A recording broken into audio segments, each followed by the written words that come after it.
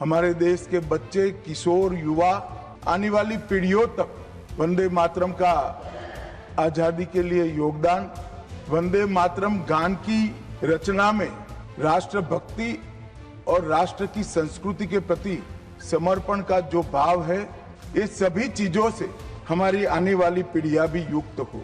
वंदे मातरम पर चर्चा की जरूरत वंदे मातरम बना तब भी थी, आजादी के आंदोलन के वक्त भी थी, आज भी है, और जब 2047 में महान भारत की रचना होगी तब भी रहे। वंदे मातरम बोलने वालों पर कोड़े बरसाए जाते थे, जेल में डाल दिए जाते थे, फिर भी वो सारे प्रतिबंधों को पार कर हर एक व्यक्ति के मन को भी छुआ, आत्मा को भी छुआ, और अनेक प्रताड़नाएं झेलते हुए भी वंदे मातरम कश्मीर से कन्याकुमारी तक फैल गया। वंदे मातरम ने एक ऐसे राष्ट्र को जागरूक किया जो अपनी दिव्य शक्ति को भुला चुका।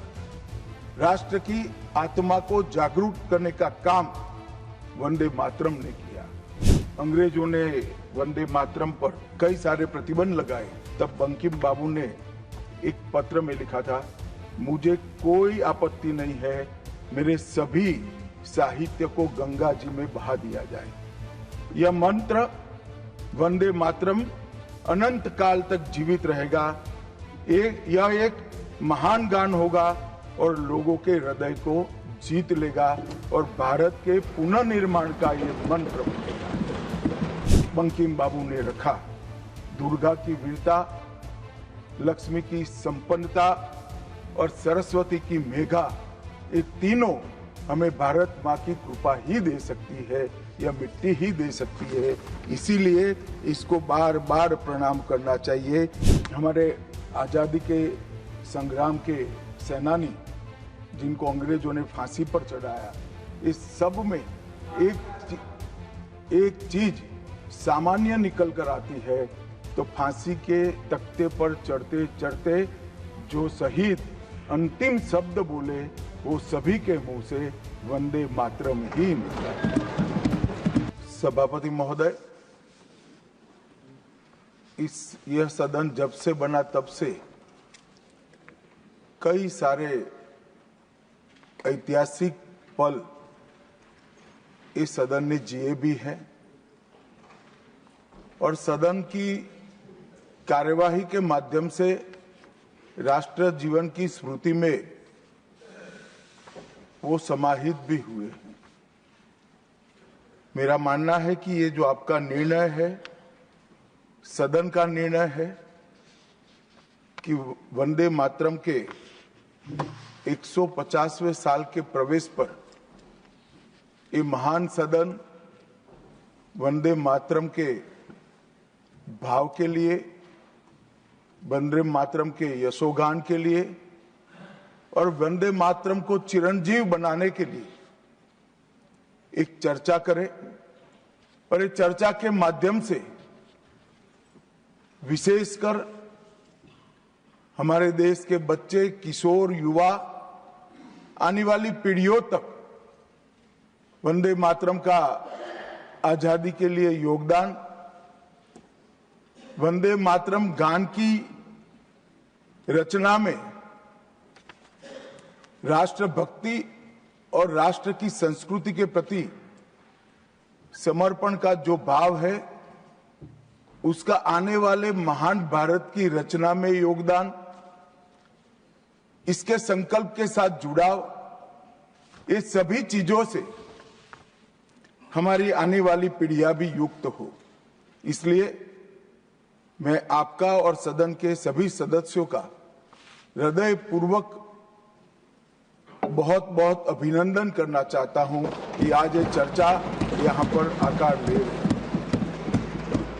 महोदय, हम सब सौभाग्यशाली है कि हम एक ऐतिहासिक पल के साक्षी भी बन रहे हैं और इसमें हिस्सा भी ले रहे हैं। ये महान सदन में जब वंदे मातरम की चर्चा हो रही है, तब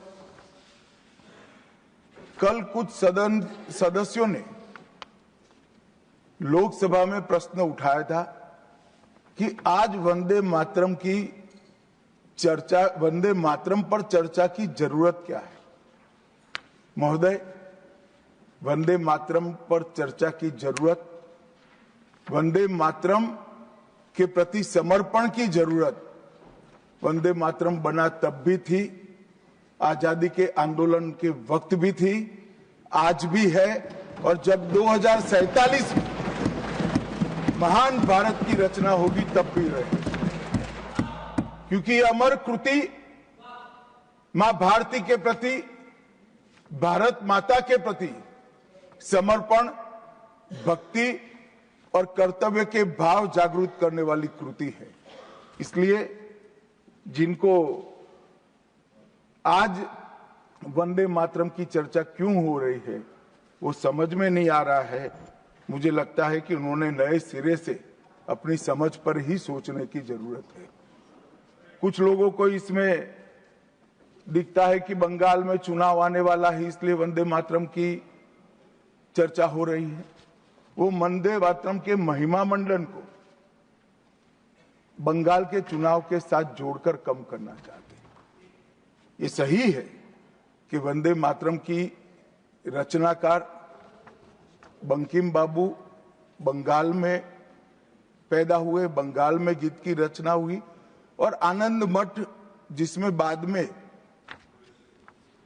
वंदे मातरम समाहित हुआ, उसकी पृष्ठभूमि भी की बंगाल थी। मगर जब वंदे मातरम का प्रकटीकरण हुआ, वंदे मातरम बंगाल तक सीमित नहीं रहा था, देश तक भी सीमित नहीं रहा था। दुनिया भर में जहां पर आजादी के दीवाने थे वो गुप्त बैठक भी करते थे, तो पहले वंदे मातरम का गान कर कर बैठक की शुरुआत। और आज भी सरहद पर हमारा जवान जब अपना सर्वोच्च बलिदान देता है, ये आंतरिक सुरक्षा के लिए देश के पुलिस का जवान सर्वोच्च बलिदान देता है, तो जब वो अपने प्राण त्यागता है, इसके मुंह पर एक ही मंत्र होता है, वो वंदे मातरम। मान्यवर, ये वंदे मातरम का गान, वंदे मातरम का गीत, ये भारत माता को गुलामी की जंजीरों से मुक्त करने का नारा बना था, आजादी के उद्घोष का नारा बन चुका था, आजादी के संग्राम का एक बहुत बड़ा प्रेरणा स्रोत बना था, और शहीदों को अंतिम बलिदान, सर्वोच्च बलिदान देते वक्त अगले जन्म में भी भारत में ही जन्म लेकर फिर से मां भारती के लिए बलिदान करने की प्रेरणा वंदे मातरम से मिली। और ये चिर पुरातन राष्ट्र को अनेक सदियों तक अपनी संस्कृति के रास्ते पर आगे बढ़ाने की प्रेरणा भी कई सारे मनुष्यों को इस वंदे मातरम से मिली। वंदे मातरम की दोनों सदनों में इस चर्चा से, वंदे मातरम के महिमा मंडन से, वंदे मातरम के गौरव गान से हमारे बच्चे, किशोर, युवा और आने वाली कई पीढ़ियां वंदे मातरम के महत्व को भी समझेगी और उसको राष्ट्र के पुनर्निर्माण का एक प्रकार से आधार भी बनाएगी। मान्यवर, बंकिम चंद्र चट्टोपाध्याय जी ने 7 नवंबर 1875 को वंदे मातरम की रचना उनकी सार्वजनिक हुई। यह दिन कार्तिक शुक्ल नवमी का था। अक्षय नवमी या जगदात्री पूजा के रूप में यह दिन मनाया जाता है। और जब रचना की तब शुरू में कुछ लोगों को लगा कि एक उत्कृष्ट साहित्यिक कृति है, परंतु देखते देखते देखते वंदे मातरम का एक गीत देशभक्ति, त्याग और राष्ट्रीय चेतना का प्रतीक बन गया, जिसने हमारे आजादी के आंदोलन का रास्ता प्रशस्त किया। और कब वंदे मातरम की रचना हुई? वंदे मातरम की रचना की पृष्ठभूमि हम सब ने जरूर याद करनी चाहिए। उसकी पृष्ठभूमि में सदियों तक इस्लामिक आक्रमण को झेलकर इस देश की संस्कृति और इस देश का इतिहास झंझोड़ने का काम, शीर्ण वीर्ण करने का काम हुआ था। उसके बाद अंग्रेजों ने अपने शासन के काल में, भारत के गुलामी के काल में एक नई सभ्यता, एक नई संस्कृति हमें थोपने का प्रयास किया था। और उस वक्त ये वंदे मातरम का रचना बंकिम बाबू ने की, और वो रचना के अंदर बहुत बारीकी से जो हमारी मूल सभ्यता थी, हमारा सांस्कृतिक राष्ट्रवाद था, देश को माता के रूप में कल्पना कर कर, देश की माता के रूप में जो कल्पना की, इसकी आराधना करने की हमारी परंपरा थी, उसको उन्होंने पुनः प्रस्तापित किया था। और इसीलिए ये गीत देखते देखते कोई प्रचार के बगैर, उस वक्त ना सोशल मीडिया था, ना प्रचार के कोई साधन थे, उल्टा जो सरकार थी वो तो उसको रोकना चाहती थी, प्रतिबंध लगाती थी। वंदे मातरम बोलने वालों पर कोड़े बरसाए जाते थे, जेल में डाल दिए जाते थे। फिर भी वो सारे प्रतिबंधों को पार कर कर हर एक व्यक्ति के मन को भी छुआ, आत्मा को भी छुआ, और अनेक प्रताड़नाएं झेलते हुए भी वंदे मातरम कश्मीर से कन्याकुमारी तक फैल गया। मान्यवर, ये एक प्रकार से भारत के संस्कृति के प्रति श्रद्धा रखने वाले सभी लोगों को पुनः जागरण का मंत्र बन गया।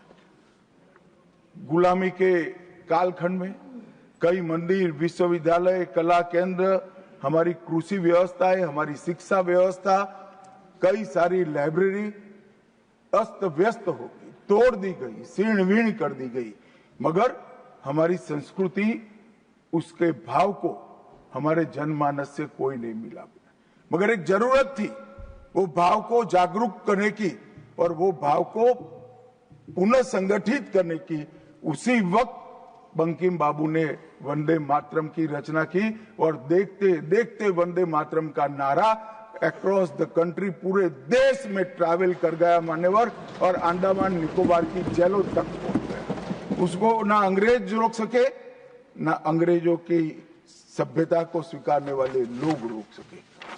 मान्यवर, वंदे मातरम ने एक ऐसे राष्ट्र को जागरूक किया जो अपनी दिव्य शक्ति को भुला चुका था। राष्ट्र की आत्मा को जागरूक करने का काम वंदे मातरम ने किया। यह इसीलिए महर्षि अरविंद ने कहा, वंदे मातरम भारत के पुनर्जन्म का मंत्र है। श्री अरविंद का ये वाक्य, इसका गर्भित अर्थ वो वंदे मातरम की महत्ता को बताता है। मान्यवर, अरविंद घोष ने यह भी कहा कि देश को एक ऐसे मंत्र की आवश्यकता थी और ईश्वर ने उसे साकार करने के लिए ही बंकिम बाबू को इस भूमि पर भेजा।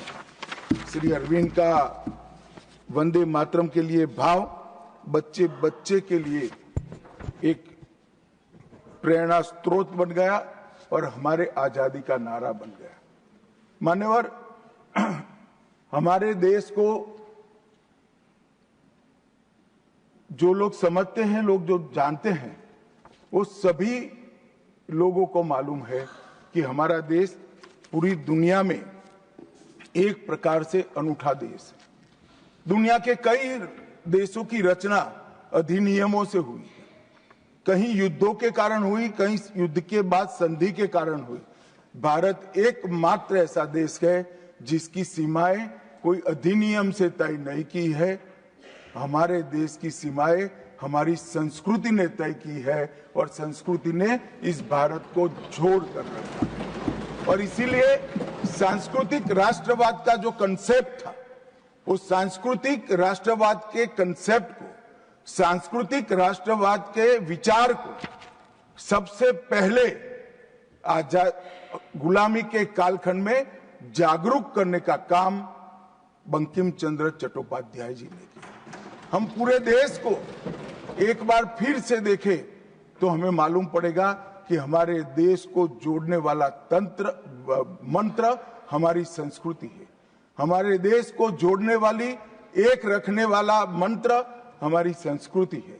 और इसी के कारण वंदे मातरम का जो उद्घोष हुआ, उसने सांस्कृतिक राष्ट्रवाद के सिद्धांत को पहली बार एस्टैब्लिश करने का काम किया। जब अंग्रेजों ने वंदे मातरम पर कई सारे प्रतिबंध लगाए, तब बंकिम बाबू ने एक पत्र में लिखा था, मुझे कोई आपत्ति नहीं है, मेरे सभी साहित्य को गंगा जी में बहा दिया जाए। यह मंत्र वंदे मातरम अनंत काल तक जीवित रहेगा। यह एक महान गान होगा और लोगों के हृदय को जीत लेगा और भारत के पुनर्निर्माण का ये मंत्र बनेगा। आज हम देख रहे हैं कि बंकिम बाबू के वो शब्द सच हुए हैं। भले देर से ही सही, ये पूरा राष्ट्र आज सांस्कृतिक राष्ट्रवाद की परिकल्पना को स्वीकार कर आगे बढ़ रहा है।